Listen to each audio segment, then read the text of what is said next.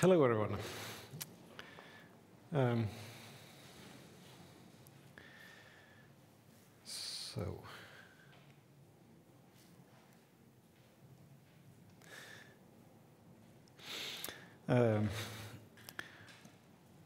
I am trying to, I will try to speak of some very simple things, but the trick is that it is very difficult to talk about simple things. The starting point, I will talk about ontology, so relate something like Rein Raud talked about yesterday, although from a slightly different viewpoint.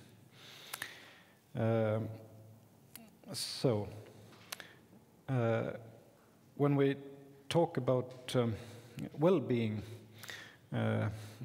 this is, I think, a wonderful illustration of well-being, how a seal enjoys itself on a rock. In the beginning of this week, we went kayaking in order to observe those seals, and together with an Estonian seal specialist, Ivar Jussi, and indeed we were able to spot like a dozen of seals resting on rocks, like balloons or like sacks, and they do seem to enjoy themselves.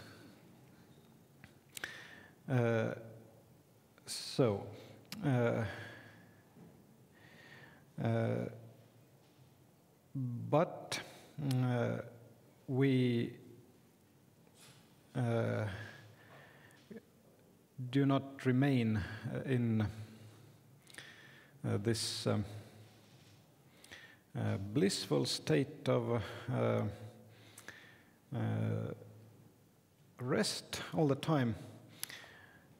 We also strive to make things better. There is never enough well-being.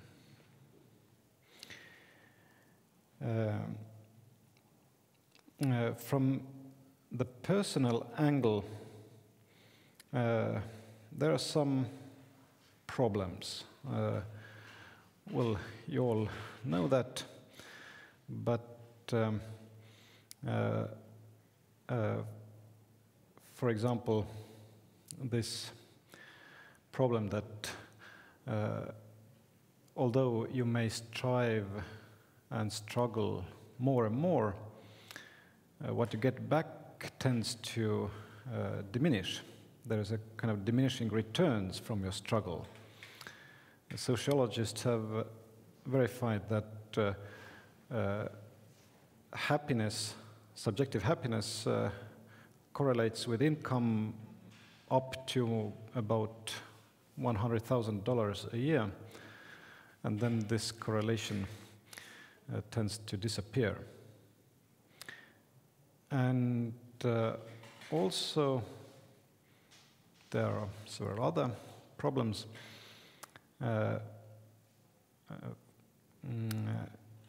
In Kierkegaardian terms, there are all kinds of different forms of anxiety. Well, he gives a very detailed analysis in his Sickness unto Death. You either desperately want to be yourself, or you desperately want to get rid of yourself, but in any case you are anxious, and there is no true happiness. And the same problems are true on the social level, that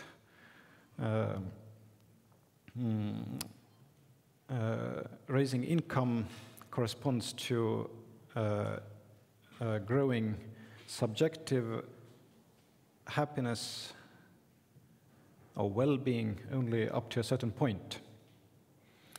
As you see this curve. At the bottom, every step, every increase in income, those dots represent different countries. And even a small increase in income tends to increase happiness, subjective happiness significantly, but then it flattens out. And for example, New Zealand and Norway have very different GDP. Norway has way greater GDP, but you see the well-being or the happiness of its citizens is only very slightly greater. Which means that, well-being is this same subjective well-being is a justification for our economic activity. Well, for what are we doing business if not for the good of everyone? It should be obvious, isn't it? But as you see, there's the problem of diminishing returns, and in order to increase ever so slightly the well-being, you have to waste more and more resources. And as you all know, this is not sustainable. We are burning the planet in this way. So the problem is that well-being in this case is framed in comparative terms.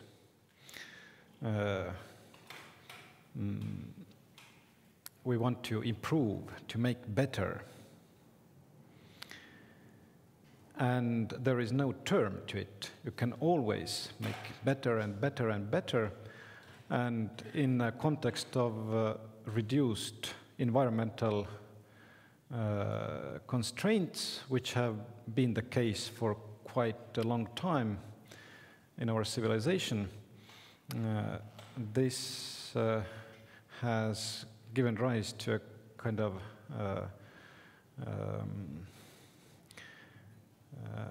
insane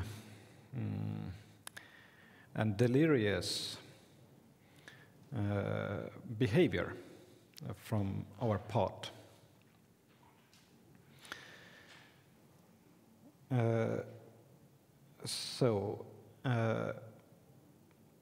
But on the other hand, it seems to be, well, how could we put a term to this search for well-being or increase of wealth that can be translated into so many goods? It doesn't seem to be easy to be done in an external way. But then, and this is my main point I want to make, what is this being that we want to improve? That is better or worse? So, being as transformation, this Chinese character hua means transformation. Being has two aspects that have been touched upon in several previous presentations. There is always an aspect of differentiation and an aspect of integration. It is not possible to be without differentiating, without stretching further, stretching towards the future or towards the past stretch from here to there, to become different. But on the other hand, this differentiation would not be possible without some integration of this of what has been differentiated, because otherwise it would disperse into moments or points. There would be no concrete beings.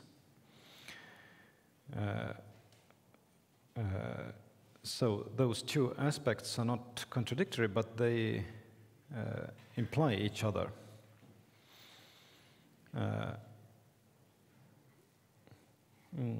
Or if I put it in, if I try to explain it once more, Bergson uses a very clear argument, I think. In order for there to be a duration, a temporal existence, well, first of all, of course, then there needs to be a next moment that is different from the past one. But on the other hand, this next moment must be integrated with what has been there before. There has to be some memory, because otherwise there would be no duration. There would be just now, now, now, now. There would be no time. And the same applies to space.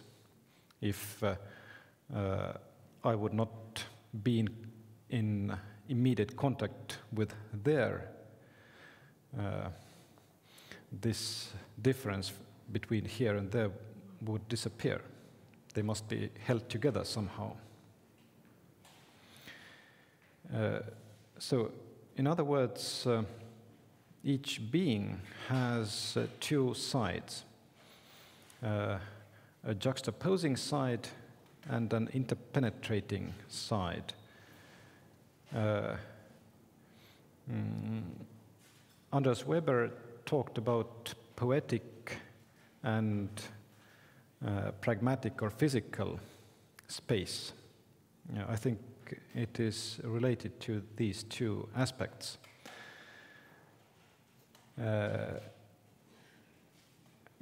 Well, a juxtaposition means being next to, one being next to another. So it means an exteriority of moments or points. For example, this clock that ticks there are some, it counts moments. Or the space here, I mean, everyone occupies a different place from other people.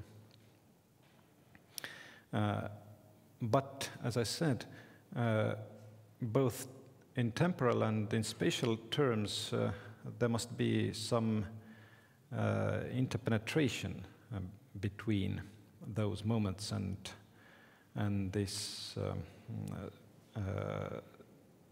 space. I have to, so to say, stretch over some period of time and some period of space.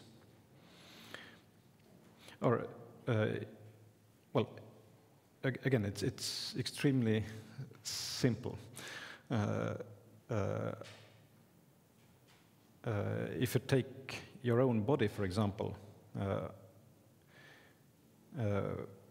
well, a physician can investigate it under microscope and discover like cells, one next to another. They're like one finger here, another finger. They're like this objective body with different parts of it being next to one next to another in a kind of metrical, actualized space. But on the other hand, of course, you are all over your body. I mean,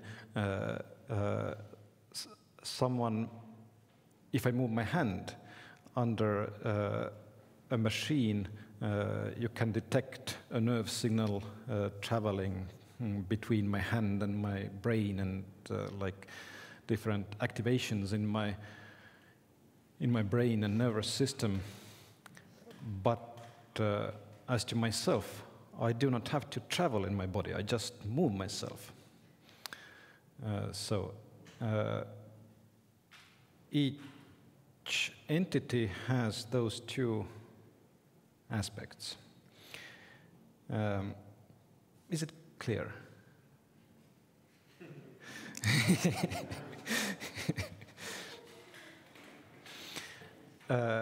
And another aspect that has been also touched upon in many different presentations is that being is necessarily plural.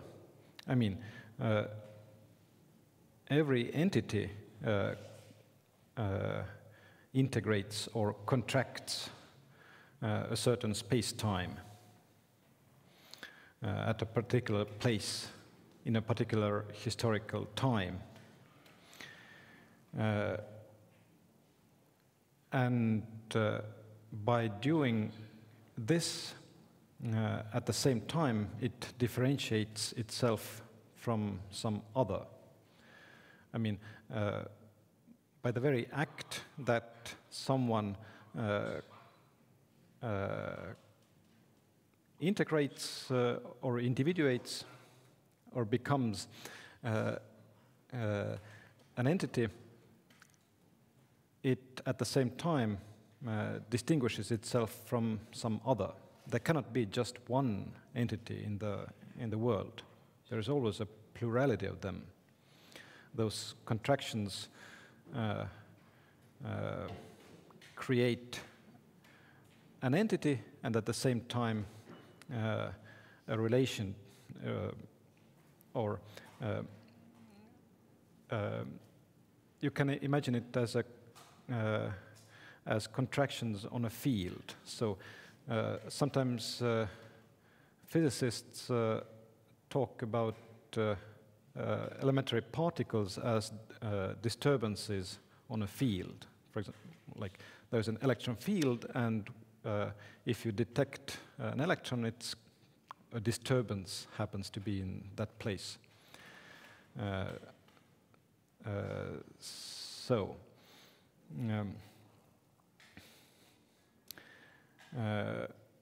This relationality has been,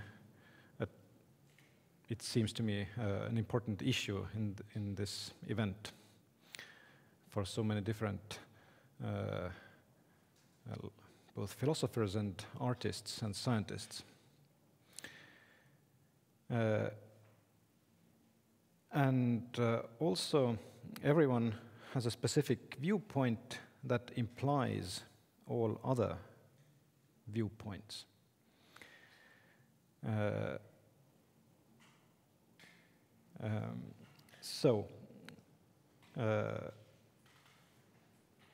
One aspect of being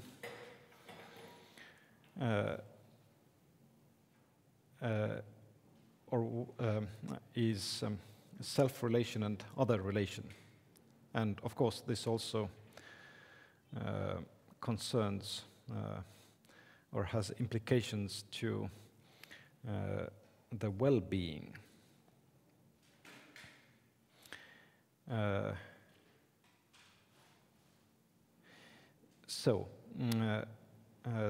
This being, the aspects of which I just discussed, is good.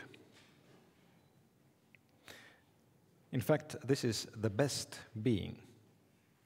This is being not in a comparative mode, but in a superlative grade. It is uncomparable.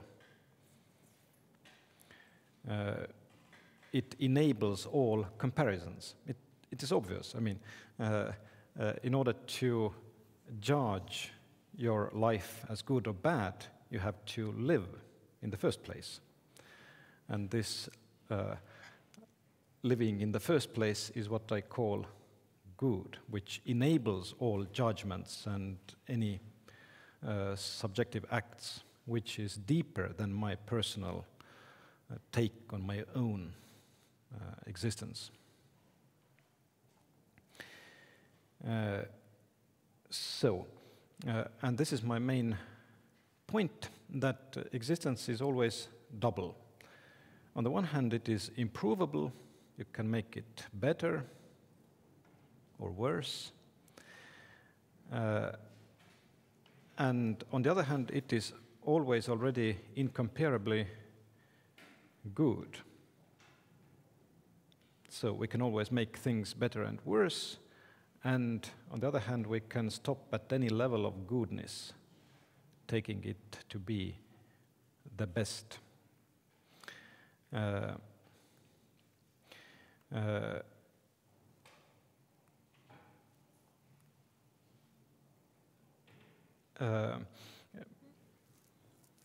Well, there may be, one, but now another problem arises, because the first problem is that if we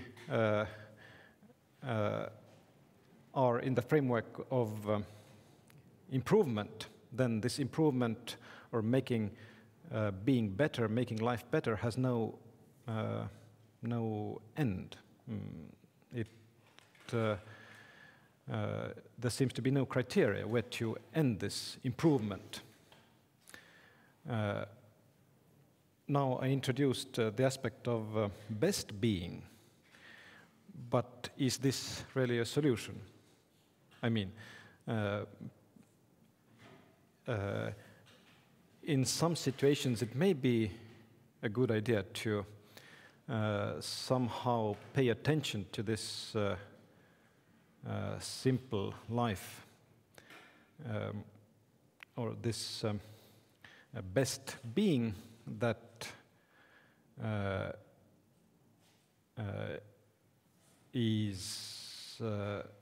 that enables all this being good and bad. But it seems impossible to always be in this kind of attitude, because we do feel like good and bad. We want to improve things, or sometimes even like intentionally make things worse, and so on. All this mess of life. So now the problem arises how to alternate those two attitudes of improvement and enjoyment. I have no answer to that, but I have a nice story by Zhuangzi. I'll read it. It is from chapter 19. Craftsman Cui could draft as accurately freehand as if he were using compass and L-square, because his fingers evolved with things and he did not calculate with his mind. Therefore, his numinous terrace remained unified and unfettered. A shoe fits when you forget about your foot. A belt fits when you forget about your waist. The mind fits when you forget about right and wrong. Opportunity fits when there is no internal transformation or external imitation. One who begins with what fits and never experiences what doesn't fit has the fitness that forgets about what fits.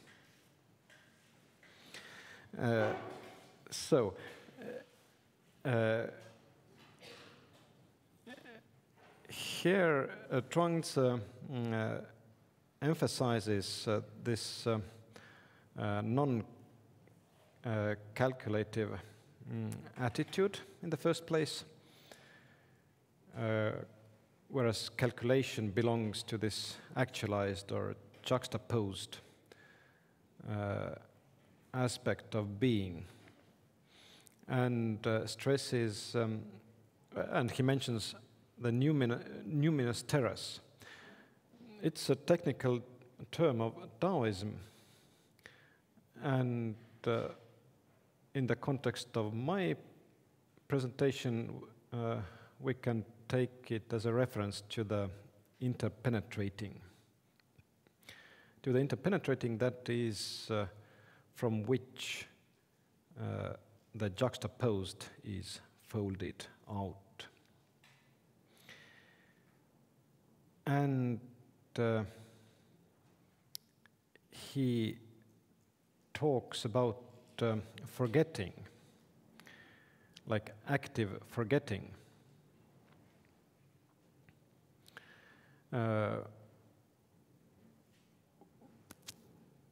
Which is a special attitude. It doesn't mean simply and accidentally to forget, but it means rather to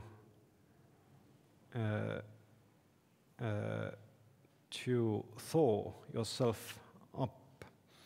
Because the main problem, and also the problem with this insane drive for improvement and furthering of well-being, is that we become attached to actualized being, actualized forms of being. And we may become so obsessed that it may reduce our well-being. So perhaps there is a way to shift attention from the goal to one step further, or one step before the setting of that goal, so that so that you can live on both in both modes together, like in the best way and with an attitude of improvement.